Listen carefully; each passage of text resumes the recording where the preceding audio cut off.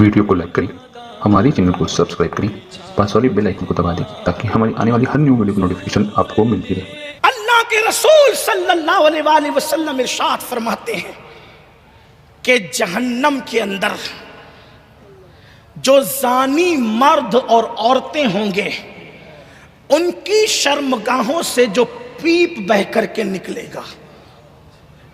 مجھے بھی حیا ہے لیکن اللہ حق بیان کرنے میں حیا نہیں فرماتا، اللہ کا رسول حق بیان کرنے میں حیا نہیں فرماتا۔ کبھی کچھ لوگ یہ بھی سوچتے ہیں کہ ایسی روایتیں کیوں پڑھی جاتی ہے، ایسے کام کرنا چھوڑ دو تو ایسی روایتوں کی ضرورت بھی نہ پڑے گی۔ کام تو ایسے کرتے ہو، روایت سننے کے لیے شرم آتی ہے۔ اللہ کے رسول کہتے نبی صلی اللہ علیہ وآلہ وسلم فرماتے ہیں جہنم کے اندر جو زانی ہوں گے ان کی شرمگاہوں سے پیپ بہ کر کے نکلے گا، اور اس پیپ کی بدبو جہنمیوں کے دماغ کو پھاڑ دے گی، اور وہ پیپ جہنم میں ہونے کی وجہ سے پھر کھولتا ہوا ہوگا، اور وہ پیپ ان کو پلایا جائے گا جو نشہ کرتے تھے۔ آپ تھوڑا تصور کریں، یہ جو شراب کا نام بدل بدل کر پیتے ہو نا، یہ جو بار میں جا جا کر، یہ شراب مولانا نقصان نہیں پہنچاتی۔ سن لو، جس کو میرے اللہ نے حرام کر دیا اب اس میں کوئی فائدہ نہ رہا۔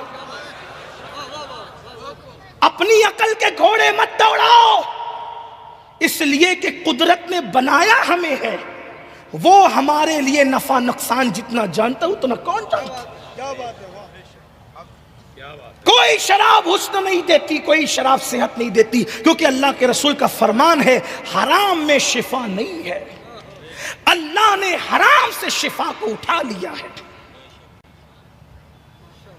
تو جو لوگ کبھی 31st نائٹ کے نام پہ، کبھی پکنک کے نام پہ، کبھی دوستوں کی پارٹی کے نام پہ باروں میں جا کر کے جدید فیشن کے نام پہ جو شراب پیتے ہیں، مولانا وہ جو دیسی شراب تھی وہ حرام ہے۔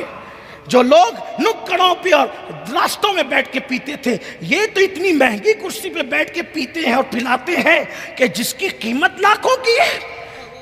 ارے معاذ اللہ ثم معاذ اللہ، اگر تم شراب آسمان کی بلندیوں پہ بیٹھ کر پیو گے تو بھی حرام ہے۔ تم صوفوں پہ غرور کر رہے ہو اور کہتے ہو کسی نے مولانا میں تو نہیں پیتا، کسی نے کہا تھا تیرے بچے کی قسم پی لے، کسی نے کہا تھا تیری ماں کی قسم پی لے۔ میں کہتا ہوں علماء کی موجودگی میں اگر کوئی یہ کہے کہ تجھے اللہ کی قسم پی لے تو بھی شراب پینا جائز نہیں ہو سکتا۔ آپ ماں اور بچے کی قسم کی بات کرتے ہیں، اللہ کی قسم دے کے شراب پلائے، نشہ کرائے تو بھی نہیں پی سکتے، اس لیے کہ جو کام خدا کی حرمت کو توڑتا ہو اس سے بہتر ہے کہ قسم توڑ دی جائے اور کفارہ ادا کر دیا جائے۔ حرام کام میں اللہ کی قسم کی اجازت نہیں ہے۔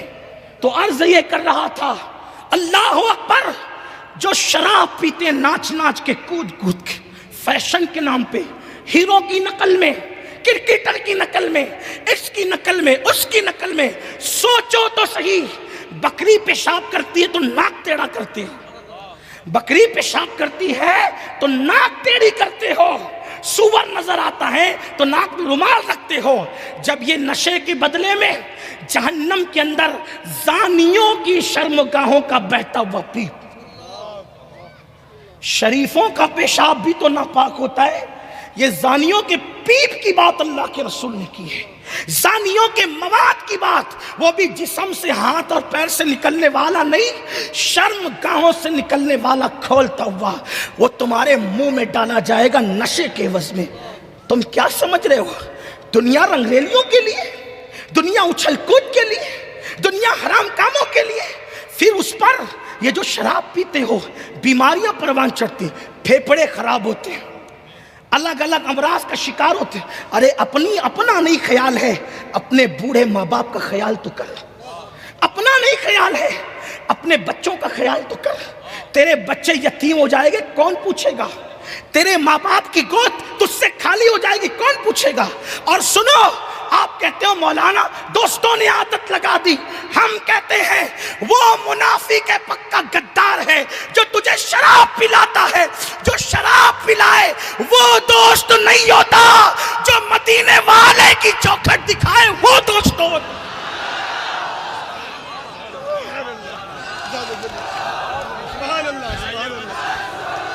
جو مدینے والے کی چوکھٹ دکھائے وہ دوست ہوتا ہے۔ ارے اپنی اور بیگانے میں فرق کرو، دوست اور دشمن میں فرق کرو۔ جو زنا کے اڈے تک لے جائے وہ دوست نہیں، جو شراب کی اڈوں تک لے جائے وہ دوست نہیں، جو زنا کے اڈوں تک لے جائے وہ دوست نہیں۔ تو وہ ہے جب تم خدا کو بھول جاؤ وہ تمہیں خدا کی یاد دلائے، جب تم گناہ کرو تمہارے ہاتھوں کو گناہوں سے روک دے، تو جب تمہارے دل میں اللہ کا ڈر محسوس نہ ہو وہ تمہیں اللہ رب العزت کا ڈر بتائے۔ میرے آقا علیہ السلام کے پیارے دیوانوں، آئیے گفتگو سمیٹتا ہوں۔ شراب کا نقصان کیا ہے؟ نشے کا نقصان کیا ہے؟ بہت بڑا نقصان ہے۔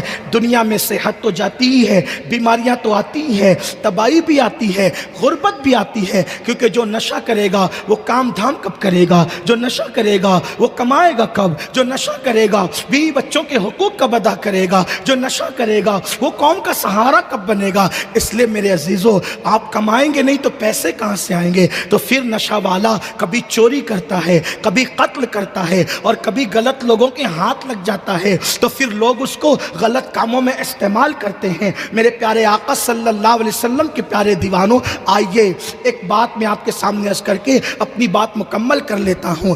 نشہ کرنے والوں کے متعلق کہا گیا کہ ڈر ہے کہ وہ مریں گے تو کہیں ان کا خاتمہ کفر پر نہ ہو، بلکہ علامہ ابن حجر مکی رحمۃ اللہ علیہ الزواجر میں لکھتے ہیں کہ اللہ کے نزدیک نشہ کرنے والا اور بت پرست، اللہ کے نزدیک نشہ کرنے والا اور بت پرست قریب قریب ایک جیسا ہے۔ وہ مشرک نہیں ہے لیکن وہ بت پرست کی طرح ہے۔ ہم اسے مشرک نہیں کہتے مگر وہ بت پرست کی طرح ہے۔ نشہ کرنے والا کچھ بھی کر سکتا ہے، اس کا کوئی بھروسہ نہیں ہے۔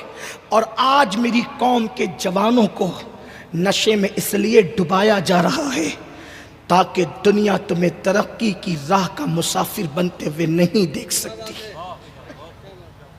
نہ تعلیم کے میدان میں، نہ تجارت کے میدان میں، نہ سیاست کے میدان۔ توبہ کرو، نکلو نشے کے دلدل سے۔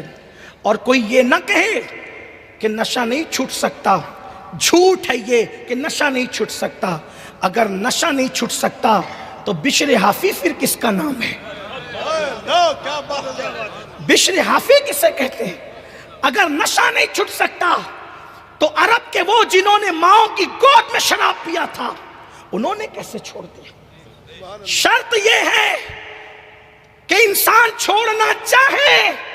ارے جب ماں کے دودھ کو انسان چھوڑ سکتا ہے تو شراب کے کڑوے گھونٹ کو کیوں نہیں چھوڑ سکتا؟ اللہ نے ماں کے دودھ میں جو غذائیت اور لذت دی ہے، دنیا کی کسی غذا کے اندر وہ نعمت اور وہ لذت نہیں ہے۔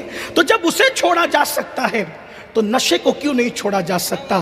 دل پہ لے لو، آج اللہ کی مدد مانگو، آج اللہ کی بارگاہ میں توبہ کرو، اور یاد رکھنا جب وہ کسی کا حامی و ناصر بن جاتا ہے، جب اس کی بارگاہ میں کوئی آنا چاہتا ہے، یاد رکھو اوروں کے یہاں گناہ کا اقرار کرنے سے، ہر عدالت میں جہاں گناہ کا اقرار کر لو وہاں ذلیل کیا جاتا ہے۔